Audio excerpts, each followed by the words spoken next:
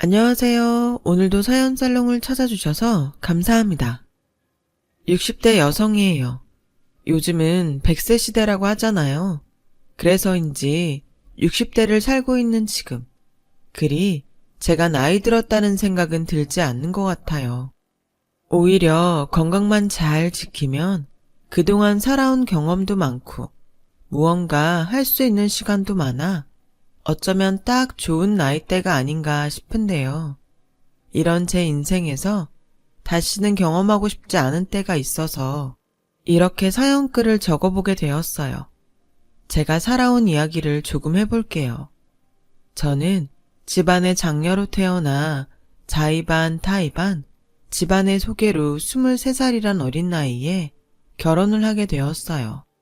그리고 그 다음에 첫 아들을 임신했는데 가족들은 물론이고 주변에서는 당연하게 미자는 나이가 어려서 체력이 좋으니까 분명히 순산할 거야 라는 말을 듣곤 했었어요.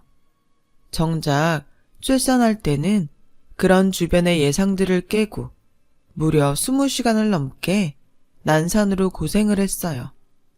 태어나 처음 겪는 고통에 너무 아프고 힘들어서 설마 이러다 죽는 게 아닐까 생각하며 어느 순간 기절했는데 눈을 떠보니 제가 아들아이를 낳았더라고요.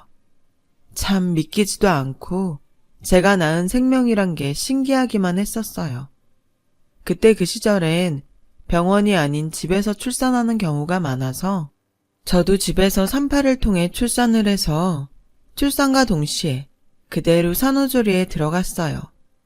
제 아들은 저희 부부의 첫 아이라 당연히 특별하기도 했지만 그때 당시 시부모님과 함께 살고 있었기 때문에 시부모님에게도 아주 각별한 사랑을 받았죠. 손주 사랑이 워낙 많으셔서 아직 뭘 모르는 아기인데도 엄마인 제 말을 유독 듣지 않아 키우는 내내 어려움이 많았어요. 그래도 아들아이가 어디 나가서 버릇없다는 말은 들으면 안 되니까 나름 아들을 꽤 엄하게 키우며 제가 할 수 있는 최선을 다하며 살았습니다. 아들아이가 초등학교 입학을 앞둔 어느 날 갑자기 걸려온 전화 한 통을 시작으로 제 인생은 180도 달라졌어요. 여보세요? 네, 제가 김영식 씨 배우자 맞는데요. 무슨 일이죠? 김영식 씨가 교통사고로 지금 저희 병원 응급실에 오셨어요. 상태가 좋지 않으셔서 응급수술에 들어가야 하는데 빨리 병원으로 오세요. 저는 그 순간 이게 도대체 무슨 일이지? 왜 나한테 이런 일이 생긴 거야? 하는 생각이 들면서 떨리는 심장을 애써 부여잡으며 병원으로 향했는데 애통하게도 제가 병원에 도착했을 때 남편은 저 멀리 떠난 뒤였어요. 믿기지도 않고 믿을 수 없는 남편의 죽음. 저는 그 충격으로 먹지도 자지도 못하며 실어증까지 앓게 되었는데요. 그렇게 꼬박 1년을 넘게 지내오던 어느 날 꿈속에서 생전 마지막 인사도 못하고 간 남편이 찾아와 이렇게 말해주었어요. 여보, 나는 잘 있어. 당신한테 아무 말도 하지 못하고 떠나게 돼서 미안해. 앞으로 나 없이 많이 힘들겠지만 우리 아들 현식이 생각해서 이제 그만 털고 일어나. 비록 당신 옆은 아니지만 내가 여기서 우리 가족 잘 살 수 있도록 지켜줄게. 남편은 마치 충격에서 헤어나오지 못한 저를 다시금 살게 하기 위해 나타난 것처럼 저에게 힘을 주고 갔어요. 그리고 그 덕에 저는 정신을 차릴 수 있었고 남편의 말처럼 남편은 이제 제 옆에 없지만 나라도 아들을 지키며 잘 키워야겠다는 각오를 다졌어요. 제가 슬픔에 아플 동안 할머니, 할아버지의 손에 자란 아들은 눈에 띄게 커 있었어요. 엄마로서 자리를 지키지 못한 미안함에 그동안 엄하게 키워왔던 방법을 버리고 온전히 사랑으로 아이를 품었습니다. 그런데 어째서인지 아들은 10살, 15살 사춘기를 겪으면서 저와 사이가 계속 멀어졌어요. 남편도 없고 더 이상 시부모님에게 의지할 수도 없는데 아들까지 자꾸만 엇나가려 하니 저 혼자 가슴앓이를 해야 했고, 그렇게 시간은 흘러 아들은 대입시험을 치게 되었죠. 다행히 공부머리는 있던 아들이라 다른 잔소리는 해도 공부에 대한 잔소리는 하지 않았어요. 자기가 알아서 원하는 와이대에 떡하니 합격하니 그 순간 아들이 참 효자 같더군요. 물론 남편 없이 저 혼자 벌어 생활하느라 아들의 대학 등록금 마련이 쉽지만은 않았지만 시부모님이 많이 도와주셔서 감사하게도 아들 대학 보내는 동안 그 흔한 학자금 대출도 받지 않을 수 있었어요. 그리고 걱정과 달리 아들은 군대에 들어가면서 철이 들기 시작하더라고요. 아들이 군대를 제대하고 얼마 안 있어 혼자 남으신 시어머니가 돌아가시면서 시부모님 두 분 모두 남편의 곁으로 떠나셨어요. 그 영향인지 아들은 제대 후 복학할 즈음부터 그동안 속 썩인 것을 보답이라도 하는 듯 속 깊은 아들이 되더라고요. 예전이라면 꿈도 꾸지 못할 일이었는데 이게 다 돌아가신 시부모님의 은혜인 것만 같아 저는 또 한 번 시부모님께 감사한 마음이 들었어요. 복학한 아들은 원하는 대기업에 들어가기 위해 공부를 열심히 했고 그렇게 자기가 원하는 대로 우리나라에서 가장 큰 S기업에 취업을 했어요. 다행히 직장 생활도 잘했고 이제는 정말 아무 걱정이 없겠다 싶을 즈음 아들은 저에게 여자친구가 생겼다는 말을 하더군요. 이번에 들어온 신입 중 한 명인데 그 중에서 가장 예쁘고 똑똑해. 벌써 회사 적응도 다 하고 일도 제법 알아서 한다니까. 아들은 여자친구 얘기를 할 때면 뭐가 그리 신나고 좋은지 평소 그렇게 말이 많은 편은 아닌데 시간 가는 줄 모르고 저한테 여자친구 얘기를 했어요. 그 전까지는 그리 길게 아들과 대화하는 일이 없던 저였는데 하도 여자친구 얘기를 들으니 어떤 여자인지 궁금하더라고요. 그래서 한 번은 제가 먼저 아들에게 이렇게 말을 했어요. 아들, 엄마도 그 여자친구 얼굴 좀 보면 안 돼? 언제 한번 집에 데리고 와. 엄마가 맛있는 거 만들어 놓을게. 에이, 아직 사귄 지도 얼마 안 됐는데 부담스럽지. 그래? 그래도 혹시 모르니까 한번 물어봐. 부담스럽다고 하면 나중에 보면 되지. 그렇게 저는 슬쩍 아들의 여자친구 얼굴을 보고 싶다고 했어요. 얼마 후 아들은 여자친구가 좋다고 했다며 저는 처음으로 아들의 여자친구를 보게 되었어요. 걱정과 설렘이 공존하는 가운데 드디어 아들이 여자친구를 데리고 왔죠. 아들 말대로 예쁜 얼굴에 행동이나 말투가 참 야무진 느낌을 받았어요. 어느새 아들이 다 커서 집에 여자친구를 데리고 오니 어쩐지 곧 저도 자식 혼사 준비를 해야 하는 때가 올 것 같은 예감이 들더군요. 그리고 3년 후 아들은 그때 데리고 온 여자친구와 정식으로 결혼 준비에 들어갔어요. 저는 아들 회사 근처에 신혼집으로 사용할 작은 아파트를 전세로 마련해 주었죠. 마음 같아선 집이라도 턱 하고 장만해 주고 싶었으나 서울의 집값이 너무 비싸서 그 정도는 엄두가 나지 않더라고요. 요즘 전세보증금이 얼마나 비싼데 이것만으로도 난 엄마한테 집 한 채는 받는 기분이야. 엄마, 정말 고마워. 나 솔직히 기대도 안 했어. 그래서 전세자금 대출 알아보고 있었는데 엄마 덕에 대출 없이 결혼할 수 있게 됐다. 정말 고마워. 나 정말 유진이랑 잘 살게. 역시 혼사를 앞두면 자식이 효자가 되는 걸까요? 평생 그런 살가운 소리 할 줄 모른다고 생각한 아들이었는데 그날은 제가 다 민망할 정도로 아들이 살가운 소리를 하자 얘가 정말 내가 키운 아들이 맞나? 싶더라고요. 그리고 이게 다 좋은 배우자를 만나서 그런 것 같다는 생각이 들었고 저는 벌써부터 며느리가 예쁘고 고마워 앞으로 며느리에게 좋은 시어머니가 되어야겠다고 생각했어요. 그렇게 아들은 결혼 후 제가 마련해준 신혼집으로 거처를 옮겼고 계속 아들과 둘이 살던 저는 혼자 남아 어쩐지 허전한 기분이 들었지만 이 역시도 제가 감당해야 할 부분이기에 그때부터는 아들 내외가 혼자가 된 저를 신경 쓰지 않도록 즐겁게 살려고 노력했어요. 그렇게 한 8개월 정도가 흘렀을까? 아들에게서 반가운 소식이 들려왔어요. 며느리가 임신을 했다는 소식이었죠. 아직 아들을 장가 보낸 지 1년도 되지 않아 생각도 하지 않았던 일이었는데 이제 제가 할머니가 된다고 생각하니 그 기분이 참 이상하더라고요.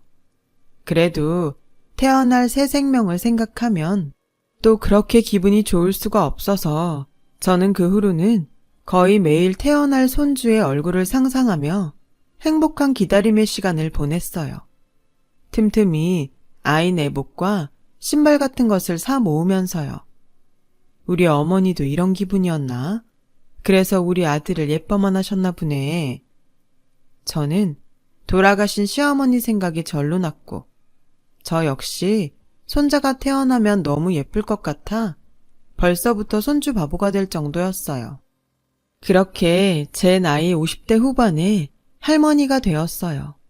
기다리던 손주를 품에 안고 쥐면 꺼질까 불면 날아갈까 얼마나 긴장했는지 그리고 입을 달싹이며 베넷짓을 하는 손주에게서 아들의 어릴 적 모습을 발견한 저는 그게 또 신기하고 감격스러워서 주책맞게 눈물이 핑 돌았어요.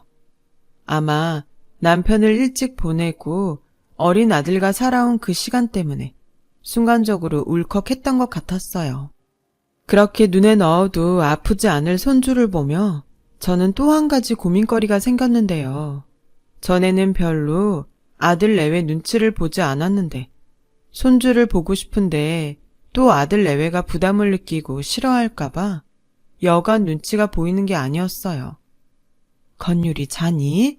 내가 건율이가 너무 보고 싶은데 혹시 이번 주 주말에 집에 한번 오지 않을래?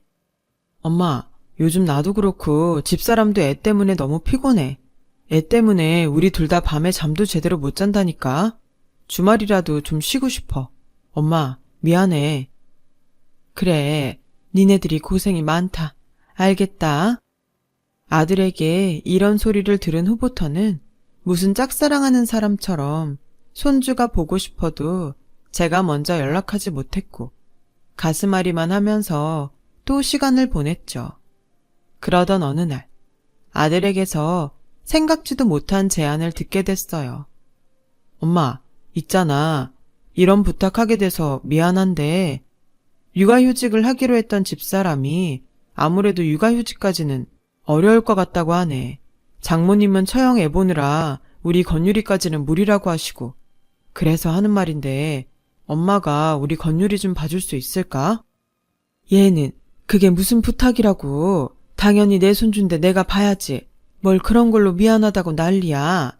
건율이 엄마한테는 아무 걱정하지 말고 회사 다니라고 하고 안사돈한테도 엄마가 건율이 맡아서 본다고 했으니 마음 쓰지 말라고 네가 말씀드려. 정말? 엄마 너무 고마워. 우리가 애 보는 돈은 섭섭하지 않게 드릴게. 돈은 무슨, 할머니가 손주 보는데. 됐다. 그 돈으로 건율이한테 좋은 거 예쁜 거 사줘. 그래서 엄마 언제부터 하면 되는데? 저는 그렇게 아들의 부탁을 듣자마자 흔쾌히 좋다고 했어요. 지금 생각하면 어리석게도 손주를 매일 볼 생각에 별다른 고민은 하지도 않고 덜컥 승낙을 했던 거였죠. 제가 제 무덤 파는 줄도 모르고요. 어머니, 정말 죄송해요. 어머니 손까지 빌리게 될 줄은 몰랐는데. 니들은 뭐가 자꾸 미안하다고 그러냐? 내가 친할머니인데 다 괜찮아. 그래도 왔다 갔다 거리도 있고 힘드시잖아요. 그러지 말고 아예 여기서 당분간 저희랑 같이 지내시면 어때요? 그래도 니들이 불편하지. 나는 괜찮아. 아침에 좀 서두르면 돼. 솔직히 며느리의 말이 혹하긴 했어요. 저희 집에서 아들네 집까지는 대중교통으로 못해도 1시간 반은 걸리는데 손주를 매일 보는 건 좋지만 그 짓을 매일 한다는 건 아무래도 힘들 것 같았거든요. 아직은 신혼인데 아들 내외를 방해하는 것 같아 차마 덥석 그러겠다고 하지는 못한 저는 그렇게 1달 정도 아침엔 대중교통을 이용하고 저녁엔 아들 차로 집에 가는 생활을 하게 됐어요. 이게 생각보다 너무 피곤하고 힘들더라고요. 게다가 아들 집에 온 첫날 점심이라도 만들어 먹을까 하고 냉장고를 열어보니 제대로 된 식자재 하나가 없고 배달 음식 남은 것과 죄다 근처 슈퍼에서 사왔을 것 같은 햄과 탄산음료 같은 것들만 잔뜩 있는데 남의 집이면 모를까 자식이 사는 집인데 또 그걸 가만 볼 수가 없어 그날부터 살림까지 제가 도맡아서 하는 꼴이 되었으니 그 피곤함은 상상 그 이상이었죠. 손주는 너무 예쁘지만 아이 보랴 집안 살림하랴 젊었을 때 다 했던 일이었는데도 이젠 체력도 예전 같지 않더라고요. 게다가 살림 주인이자 아이 엄마인 며느리가 싫어할까봐 뭘 하나 하더라도 여간 생각이 많은 게 아니었어요. 그래서 이참에 며느리랑도 친해져야겠다는 생각에 저를 집에 바래다주는 아들에게 넌지시 이야기를 해보았어요. 있잖아, 전에 건율이 엄마가 힘들면 왔다 갔다 하지 말고 같이 지내도 된다고 했거든. 그때는 힘들 게 뭐가 있나 했는데 엄마도 늙었는지 힘이 드네. 그래서 건율이 엄마 말처럼 주말은 집에 가고 월요일부터 금요일까지는 아예 니네 집에 있을까 하는데 어떠니? 그럼 엄마가 일주일은 애도 보고 니네 먹는 것도 좀 해줄 수 있을 것 같은데. 어떻긴 나는 너무 좋지. 아마 건율이 엄마도 좋다고 할걸? 솔직히 요즘 다시 엄마 밥 먹으니까 든든하고 좋더라. 그리고 이제부턴 퇴근하고 엄마 집에 바래다 드리는 거 일주일에 한 번만 하면 되잖아. 진작에 그러자고 하지. 아무튼 엄마 잘 생각했어요. 그럼 이참에 가서 짐 싸서 오늘 밤부터 같이 지내요. 저는 그렇게 아들의 말로 아들 집에서 주 5일을 머무며 아들 집 살림과 손자를 보게 되었어요. 그리고 그때까지는 그게 제가 제 숨통을 조이는 일이라는 걸 미처 몰랐는데요. 한 3개월 정도 지나자 제 눈치도 조금 보던 며느리는 어느덧 저를 집안일 해주는 당연한 사람처럼 여겼고 급기야 자기가 낳은 아들인데도 마치 다른 사람 아이처럼 귀찮아하고 저에게 음식 투정까지 하기 시작했죠. 어머니, 오늘 국도 그렇고 반찬도 어제 먹고 남은 거예요? 전 재탕하는 것도 싫고 먹었던 거 또 먹는 것도 위생상 싫어요. 어머님, 좀 신경 써주세요. 어머니, 건율이 좀 데리고 가세요. 저 지금 방에서 일하는데 애가 방해되잖아요. 참, 기가 막혔어요. 물론 제가 좋다고 와서 하는 일이지만 며느리의 달라진 태도에 이건 아닌 것 같았고 언젠가는 따끔하게 말을 해야지 하고 벼르고 있었는데 그날이 생각보다 빨리 오고야 말았어요. 그날은 주말이었는데요. 원래라면 제 집으로 돌아가야 했는데 전날 저녁 아들과 며느리가 마치 짝이라도 한 듯이 둘 다 일이 늦게 끝났다며 새벽이 다 되어 집에 들어왔어요. 엄마, 미안해. 오늘은 내가 회식 때문에 어쩔 수 없이 술을 마셨어. 오늘은 그냥 여기서 자고 내일 가요. 내가 내일 모셔다 드릴게. 평소라면 당연히 아들 내외의 말을 믿었겠지만 제가 마음이 그렇지 못한 것도 있고 수상하게 둘이 술에 취해서 들어와 유난히 알콩달콩한 게 의심스럽더라고요. 그리고 잠이 통 오지 않아 뜬 눈으로 손주와 누워있다가 손주 녀석이 칭얼거려서 안고 거실로 조용히 나왔는데 뜻밖의 말소리가 들리더군요. 자기야, 오늘 너무 재밌었지? 왜 진작에 이 생각을 못했을까? 그래도 엄마 눈치채면 안 되니까 너무 자주는 말고 한 달에 한두 번 정도만 하자. 뭐? 한 달에 한두 번? 싫어. 솔직히 나 집에 오면 어머니 눈치 보고 건율이 상대하에서 싫었단 말이야.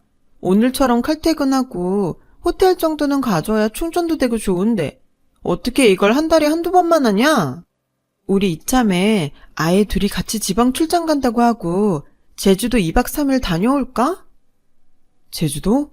아, 가고 싶긴 한데 우리 건율이 낳고 둘이 여행도 못 갔으니까 그럼 다음 주엔 출장 잡혔다고 슬쩍 얘기나 꺼내볼까?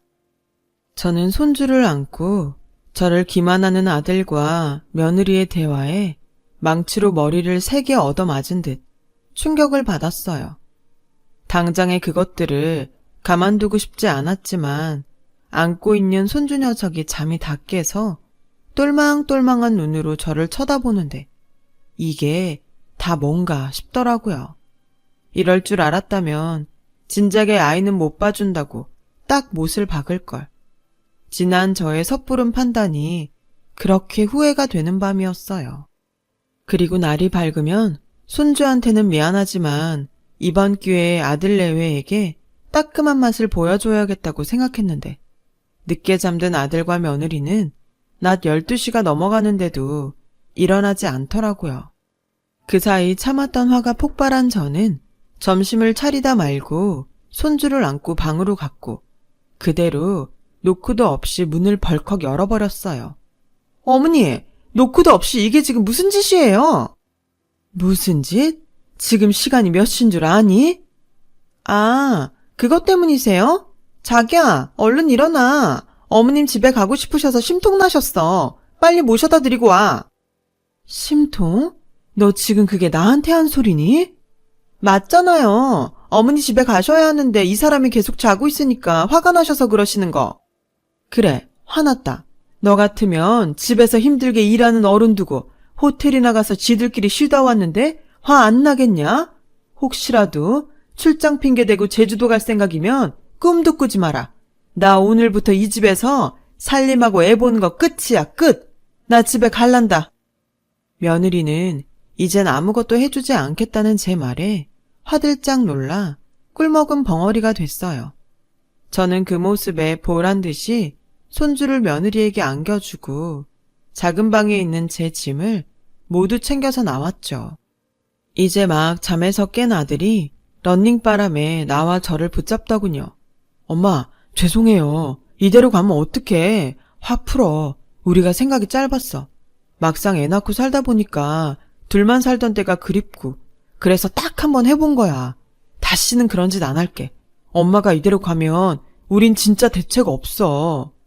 어머니, 죄송해요. 요즘 저도 회사 일에 바빠서 잠깐 미쳤었나 봐요. 한 번만 용서해 주세요. 네? 싫다. 솔직히 그동안 애 보느라 손목도 아프고 허리도 무릎도 아팠어. 그나마 오늘 같은 토요일엔 한의원이라도 가서 침도 맞고 하는데 니들은 내 생각은 눈꼽만큼도 안 한 거잖아. 한의원 지금 내가 모시고 갈게요. 힘들고 아프면 얘기를 하지. 난 우리 엄마가 다른 할머니보다는 젊으니까 괜찮다고 생각했어. 아들의 그 소리를 듣고 저는 기가 막혀서 코웃음이 났어요. 그때였어요. 주방 쪽에서 아이가 집이 무너져라 우는 거예요. 저를 비롯해 아들과 며느리는 화들짝 놀라 주방으로 뛰어갔는데 이제 뭐든 잡고 일어서는 손주 녀석이 하필이면 싱크대 서랍을 열고 일어나다 중심을 잃었는지 싱크대 서랍은 모두 열려있고 흔들리면서 바로 위에 있던 커피 내리는 기계가 떨어졌나 봐요. 그 안에 있던 커피들이 쏟아지면서 손주의 손에 닿았나 보더라고요.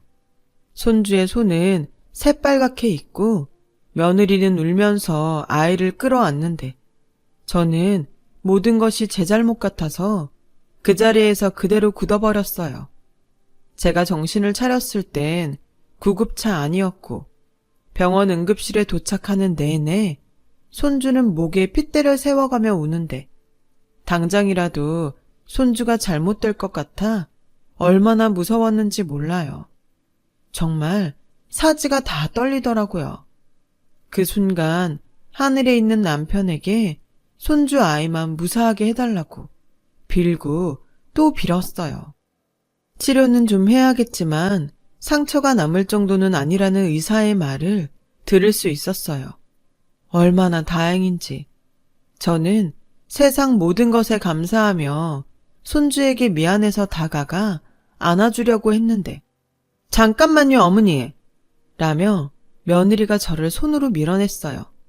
어머니 제정신이세요? 우리는 먹지도 않는 커피를 드시더니 그걸로 남의 애 피부를 이 지경을 만들어놔요? 뭐? 그래 내가 하도 피곤해서 커피 마신 거 미안하다. 참나 남의 애라니 나는 한 번도 그런 생각한 적 없다.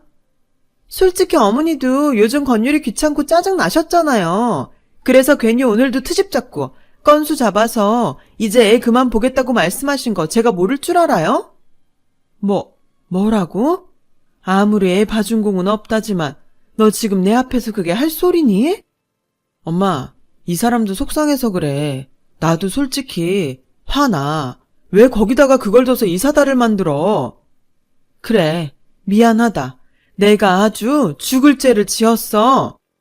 네, 미안하셔야죠. 어머님은 건유리한테 두고두고 평생 미안하셔야 해요. 저는 그동안 자기 애를 거들떠 보지도 않고 귀찮아하더니 지 새끼 다쳤다고 저한테 막말을 쏟아내는 며느리를 보고 기가 차서 말이 나오지 않았어요. 그리고 그때 며느리에게 한 통의 전화가 걸려왔는데 며느리의 태도가 정말 어이가 없더군요.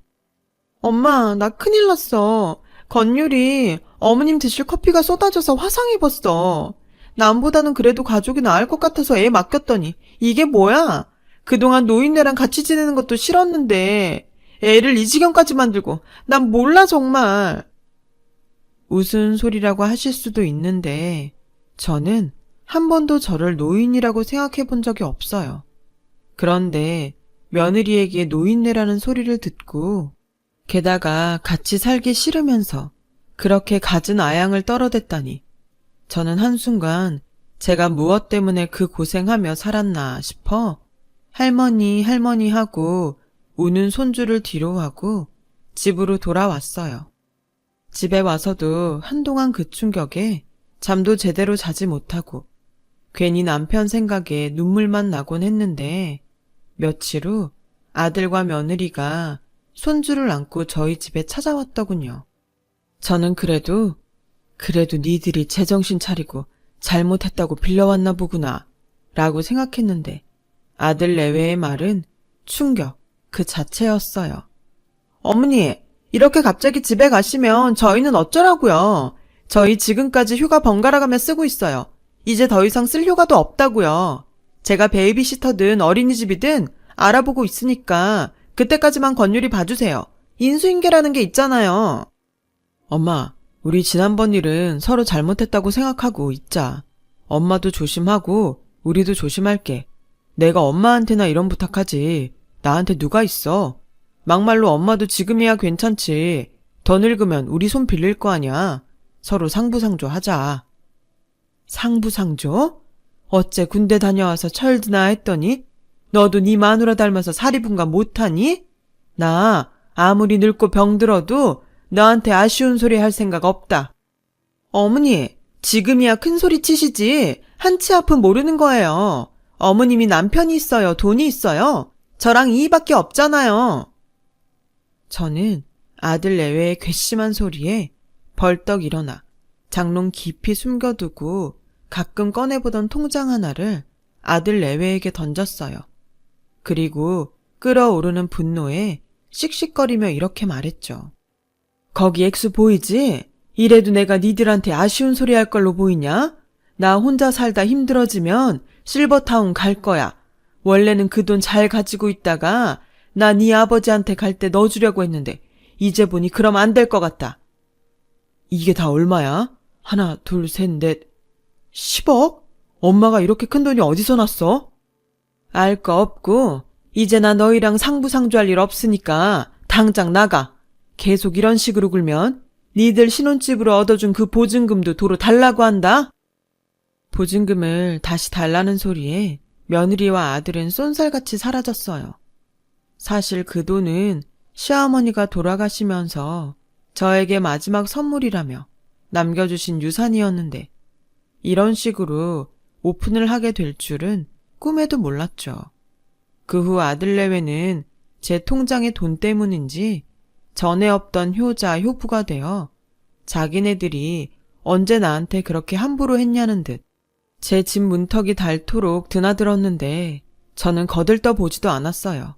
한 번 속지 두 번 속을 순 없잖아요. 어머니, 건율이가 자꾸 할머니를 찾아요. 그러지 마시고 손주 얼굴 봐서 다시 예전처럼 저희랑 지내요. 이제부턴 어머니한테 집안일도 맡기지 않고 퇴근하면 건율이 제가 도맡아서 볼게요. 저녁에는 어머니 편하게 쉬세요. 엄마, 내가 용한 한의원 한 군데 알아놨어. 거기 가서 엄마 아프신데 치료받자. 이참에 가서 보약도 한 즈 짓고. 아, 오는 길에 백화점에도 들러서 우리 엄마 예쁜 옷도 한 벌 사드릴까? 자기야, 우리 안마의자 하나 사자. 어머니 전용으로 쓰시라고. 저는 속으로 지랄 꼴값을 떤다고 생각했어요. 그리고 이번에도 벌떡 일어나 싱크대 밑에 들어있는 소금통을 가지고 와 아들과 며느리에게 한 움큼씩 뿌려버렸어요. 소금 세례를 맞던 며느리가 그건 도저히 참기 어려운지 전에 저에게 하듯 도끼 눈을 하며 이렇게 말하더군요. 진짜 해도 해도 너무하네. 어머니, 꼭 이렇게까지 하셔야겠어요? 알겠어요. 제가 그 돈 포기할게요. 어머니 돌아가실 때 그 돈 다 싸들고 가세요. 어차피 그래봤자 자식은 이 사람 하나인데 그 돈 저희한테 올 수밖에 없어요.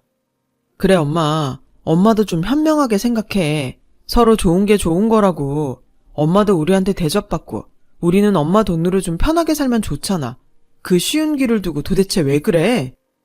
왜 그러냐고? 내가 다 쓰고 남으면 어디 기부라도 할 망정? 너희한테는 한 푼도 안 쓸 거야. 니들이 지금 돈 때문에 이러는 거 내가 모를 것 같아? 좋아. 우리한테 쓰지 마. 대신 우리 건율이는 엄마 친손주잖아. 게다가 엄마 때문에 이 팔을 좀 봐. 아직도 치료 중이라고. 엄마도 양심 있으면 그 돈 우리 건율이 줘야지. 안 그래? 저는 아들의 말에 마음의 돌덩이 하나가 던져진 듯 마음이 무거웠어요. 그래도 남편 보내고 힘들게 저 하나만 보며 열심히 산 엄만데 돈 앞에 눈이 먼 아들을 보니 화를 넘어서 마음이 아프기까지 하더라고요. 그 후로는 아들 내외들도 제 집에 발걸음을 뚝 끊었어요. 아마도 제가 죽으면 어차피 상속받을 거라고 생각하는 것 같았죠. 그래서 저는 그 길로 진짜로 실버타운에 들어갈 준비를 하고 있어요. 제 나이 60대인데 아직은 많이 늙었다고 하기엔 좀 억울하잖아요. 지금이라도 누릴 거 누리고 해보고 싶은 일 모두 다 하며 원 없이 살려고요. 그리고 얼마 전 변호사를 통해 아들 내외 몰래 손주 녀석에게만 조금의 재산을 물려줄 심상으로 유언장을 하나 작성했어요. 어찌되었건 하나밖에 없는 손자이고 차마 그 손주 녀석까지 외면할 수는 없더라고요. 게다가 그 돈이 시어머니 손에서 나온 건데 이렇게라도 쓰지 않으면 벌 받을 것 같아서 내심 고민하고 내린 결정이었어요. 아들 내외에겐 제가 해준 전세 보증금이 있으니 그 정도면 됐다 싶고요. 비록 다른 집처럼 아들, 손자, 며느리와 즐거운 추억은 만들지 못하게 됐지만 어쩌겠어요. 다 각기 사는 게 다른 것을요. 손에 넣을 수 있는 행복을 위해 살아야죠. 저는 앞으로 몇 년을 더 살지 모르지만 더 많이 행복하기 위해 노력할 생각이에요. 누군가는 이해하기 어려울 수도 있지만 저는 더 행복해질 제 인생의 내일이 기다려집니다. 지금까지 저의 긴 사연 들어주셔서 고맙습니다. 여러분들도 내일이 오늘보다 더 행복하시길 진심으로 바랍니다. 여러분, 사연 댓글에 응원과 현명한 조언 부탁드려요. 좋아요와 구독은 저에게 큰 힘이 됩니다. 오늘도 좋은 일 가득하세요.